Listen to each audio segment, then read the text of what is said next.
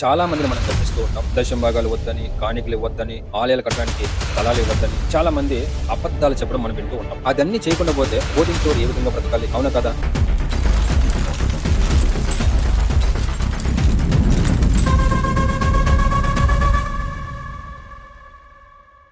Praise Lord brothers and sisters. ప్రభువైన యేసుక్రీస్తు మహాపరిశుద్ధ నామములో మీ అందరికీ వందనములు. 1 తిమోతి 6వ అధ్యాయము 10వ వాక్యాన్ని గమనిద్దాం. ధనాశ అన్ని రకాల దుష్టత్వానికి మూల కారణం. కొందరు దాన్ని ప్రేమించి క్రీస్తు పట్ల ఉన్న విశ్వాసానికి దూరమైపోయారు, తద్వారా దుఃఖములో చిక్కుకుపోయారు.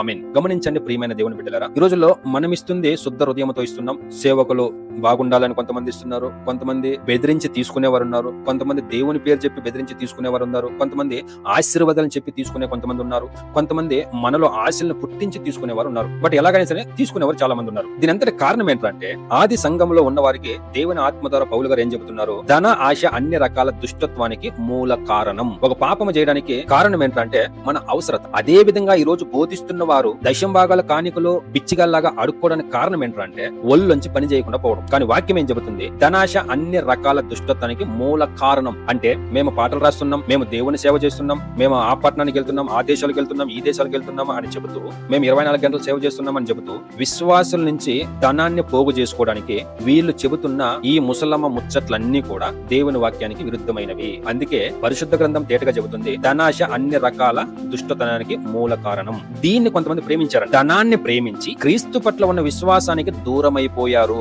దయచేసి గమనించండి ప్రియమైన దేవుని బిడ్డలారా, ఎవరైతే ధనాన్ని ప్రేమిస్తున్నారో, ఎవరైతే కాணிకలు దశమ భాగాలు అన్ని మాకు ఇచ్చేయండి దేవుడు మిమ్మల్ని ఆశీర్వదిస్తారు అని అంటున్నారో, వీళ్ళందరూ కూడా క్రీస్తు పట్ల ఉన్న విశ్వాసాన్ని దూరమైపోయారంట. అంటే యేసు క్రీస్తుని వీళ్ళు నమ్ముకున్నది దేనికంటే కేవలము ధనము కోసమే అనేది అపోస్తులకి స్పష్టంగా తెలిసింది.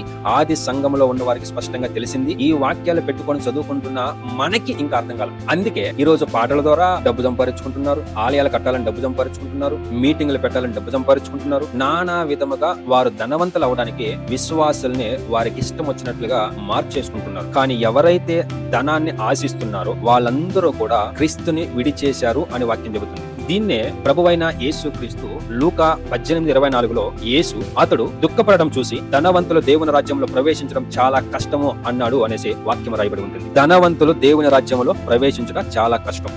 ఎవరైతే ఈ రోజు దశమ భాగాల కాணிకలు తీసుకొని, ల్యాండ్లు తీసుకొని, మందిరాలు కట్టుకొని మీ పేర్లో రిజిస్టర్ చేసుకుంటున్నారు ధనవంతులారా, మీకందరికి కూడా నాశనం అవుతుంది అనేది నేను చెప్పట్లేదో వాక్యం చెబుతుంది. నిజముగా మీకు ప్రేమ ఉంటే, మీరు నిజముగా క్రీస్తుని వెంబడించినట్లయితే మీ ఆస్తులంతా అమ్మి సంఘంలో ఉన్న పేదవారికి పంచిపెట్టండి. ఆ పైన మీ సొంత చేతులతో పని చేయండి, దశమ భాగాల కాணிకలు నిలిపేయండి. ఇది క్రీస్తును నేను విశ్వసించాను అని చెప్పడానికి ఒక క్రియ బ్రదర్స్ అండ్ సిస్టర్స్. దయచేసి దీన్ని విన్న విశ్వాసులారా, మీరు పోయి వాళ్ళకి ఇస్తాం లేదా వాళ్ళ సేవకుల బదర్ వాళ్ళకి ఇవ్వకుండా పోతే ఎట్లా బదర్ అని కాకమ్మ కథలు అంటే ముసలమ్మ ముచ్చలు చెప్పడానికి రాకండి. ఎందుకంటే మనకి మార్గం దేవుని వాక్యం బ్రదర్స్ అండ్ సిస్టర్స్. వాక్యములో ఉంటే మనం చేయాలి, వాక్యములో లేనిది మనం చేసినట్లయితే అది తప్పు అనేది మనల్ని మనం ఒకసారి వివేచన చేసుకోవాలి. కనుక దయచేసి మిమ్మల్ని మీరు వివేచన చేసుకోండి.